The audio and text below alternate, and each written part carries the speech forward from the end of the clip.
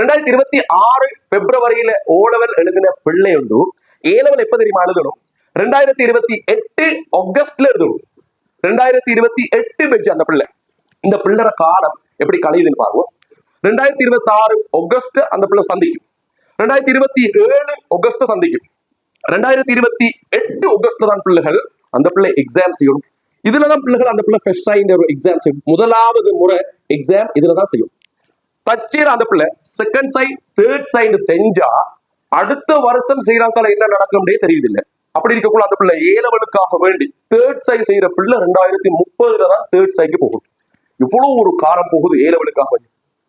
University போயிட்டு university போறதுக்கு பிள்ளைகள் எப்படியும் குறைஞ்சது ஒரு வருஷம் 1.5 வருஷம் பிள்ளைகள் வெயிட் பண்ணணும். அதுக்கப்புறம் யூனிவர்சிட்டி போயிட்டு 4 வருஷம் 5 வருஷம் கோர்ஸ் முடிச்சுட்டு வார நேர பிள்ளைகள் அந்த பிள்ளை ஆயுள்ள அரவாச கழிச்சிடும். அப்பாயின்மெண்ட் லெட்டரோட பென்ஷன் லெட்டர் சேம் டைம்ல கிடைக்கும்.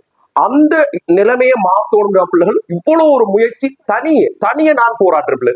இதுல பிள்ளைகள் எனக்கு பெனிஃபிட் இல்ல, உங்களுக்கு தான் பெனிஃபிட். என்னன்னு சொன்ன பிள்ளைகள் ஒரு பிள்ளை நேரடி வகுப்பு வாரணுச்சுன்னா எத்தனை வருஷம் வந்து போகணும் பஸ்ஸுக்கு எவ்வளவு செலவழிக்கணும்.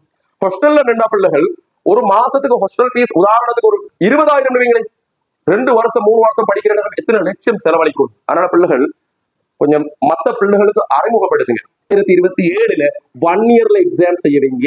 இதுக்கு எல்லாரையும் பழக்குங்க. பிள்ளைகள் இப்ப ஏலவல் படிக்கிற பிள்ளை ஏலவல மட்டும் படிக்கிறதுக்கு யோசிக்க கூடாது. ஏலவல் செய்யறா பிள்ளைகள் இனிமேல் 2 டைப்ல ஏலவல் செய்யணும். ஒன்று 1 இயர்ல ஏலவல் செய்யணும். அப்படி இல்லாட்டி பிள்ளைகள் அந்த பிள்ளை 2 வருஷத்துல ஏலவல் செய்யணும். பிள்ளைகள் ஏலவல் செய்யறதோட கட்டாயம் இன்னும் ஒரு நல்லதொரு பெருமதியான தொழில் வாய்ப்புகள் உள்ள ஒரு கோர்ஸ் ஒன்றும் செய்யணும். 2 in 1